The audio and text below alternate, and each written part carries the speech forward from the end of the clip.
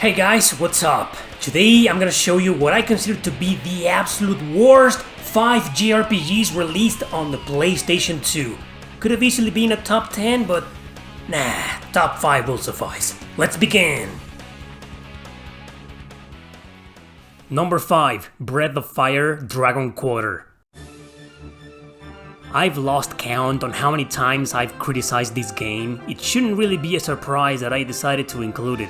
What a shame it is that it wasn't even ruined by one or two things, but by nearly everything. The only good thing about it is the story. Plot is really good and it has a solid cast of characters. Ryu talks here, unlike the other Breath of Fire games, and I think it was dark to create an underground establishment with people wondering what the surface even looks like. Yeah, it's a dystopian post-apocalyptic setting, but for a Breath of Fire game, it just doesn't fit at all. This should have been its own game with a different name, but even if it had, it will still suck my balls! Not even its pretty cel-shaded graphics can save it. They look alright, but honestly, they're nothing special. However, the horrible thing about it is the entirety of its gameplay. You're supposed to restart the whole game if you die, kinda like in a roguelike RPG, except it's not one of those. It wouldn't be such a terrible idea if combat was more interesting. It plays in turns, but with a slight touch of mediocrity. You move your character towards the enemy and hope to position it correctly to attack properly. Controls are okay, but the system itself is just boring. Besides, its biggest feature, the landmark of the series, is annihilated by a ridiculous penalty. Why the hell do I die if I use the dragon form? Isn't the whole point of Breath of Fire for Ryu to transform and do massive damage? In here, it breaks the game and then you die! To make matters even worse, you have a limited amount of save tokens. Kinda like in the old Resident Evil games, except those were 5 to 10 hour long survival horror games, and this is a freaking RPG! I could go on because there's just a lot to say about this atrocity, but I'm tired of talking about it.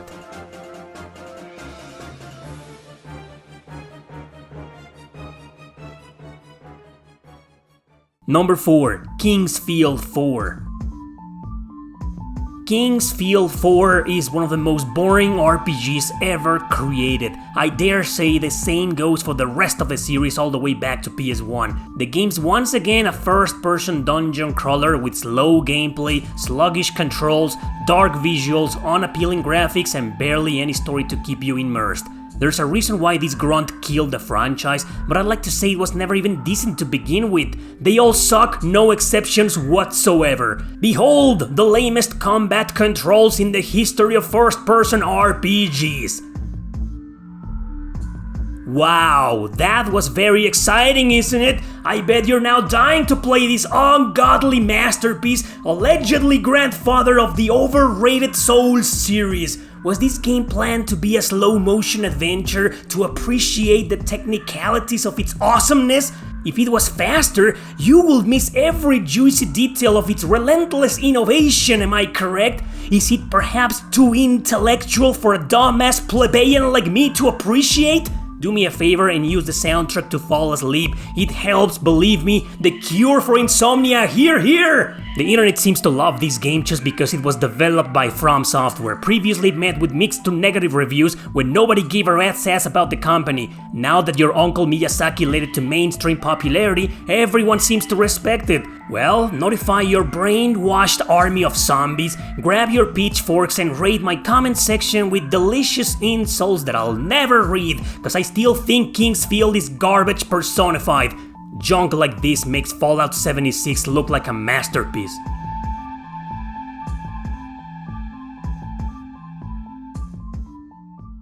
Number 3, Baroque. Well, this is actually a roguelike RPG, one of those with areas that are randomly generated, different every time you traverse them. So it makes sense that you might want to get killed every now and then in order to restart from level 1 with some good stats, but it's not a fun game to play, unfortunately. Just like Breath of Fire 5, the story premise is really interesting. It's actually a remake of a game that was released on the Sega Saturn and PS1 only in Japan. Gameplay in there is different because you play in first person. This one came out also on the Wii and much later, the original one on the Switch, but thankfully that version never made it. Why is this game on so many consoles? Anyway, it's a post-apocalyptic world. After climate change ruination, many of the surviving humans have mutated into monsters that your silent protagonist needs to defeat. He's guided by the Archangel, but he's the one to blame for the state of the world. I'm guessing this plot caught your attention, right? Trust me, it's good. But as a video game, it just leaves a lot to be desired. Graphics are too dark, controls are awful, and the camera often aggravates both the exploration and its combat. Because of its repetitive nature, it gets boring and tedious after a short while, even shorter because of its terrible controls. Throw in there the pathetic dungeon design and its entire interface to make it even less appealing. Everything is programmed to make things way harder than originally intended. As a result, it's a very difficult game for all the wrong reasons. It's a shame Sting Entertainment made this because they're usually pretty good developers. Skip this one please, it's a complete waste of potential.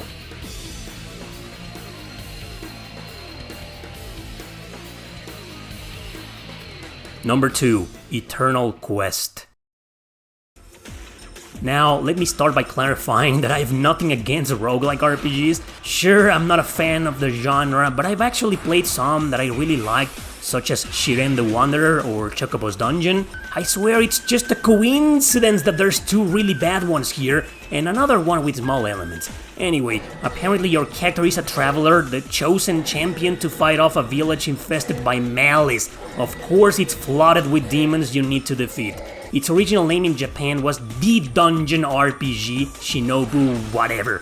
What balls to have a horrendous game called The Dungeon RPG. The nerve. Once more, we are greeted by bland graphics, terrible controls, boring dungeon design, poorly programmed balance, and the same goddamn song playing over and over again. It does change between areas, but it feels like forever. It's an insanely hard, putrid son of a bitch. Right from the start, you can die easily from cheaply designed creatures around.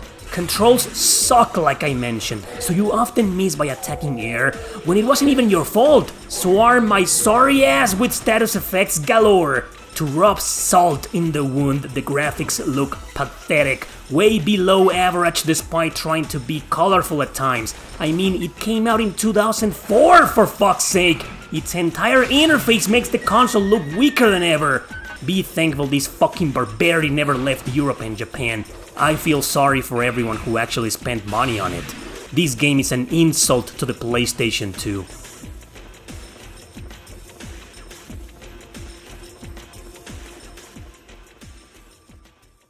Number 1 is this piece of shit. Nah, it's not that bad. It's not that bad.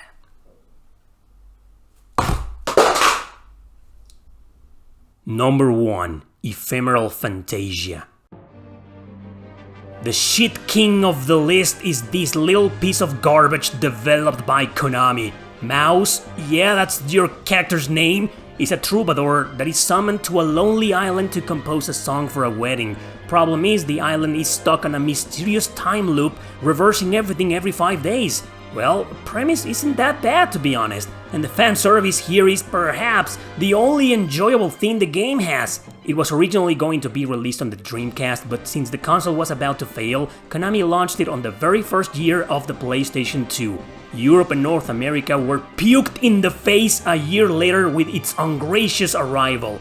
This is a turn-based RPG with the worst camera I've ever seen during combat and exploration. I've no need to elaborate on this, as you can clearly see for yourself the imbecilic behavior whoever the fuck programmed it to be.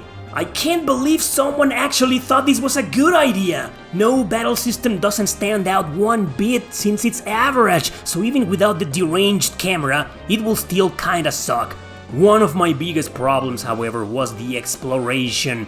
The entire town and its areas around are a goddamn maze to traverse, often getting me lost.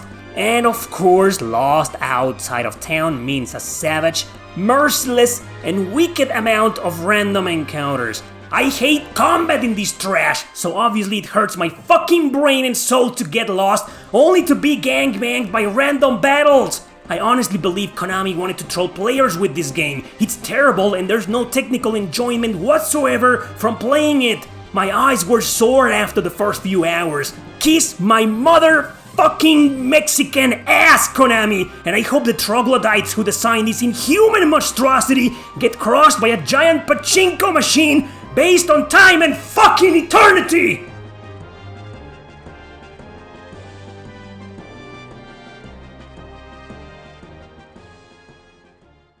So those were the 5 worst JRPGs ever released on my favorite video game console of all time.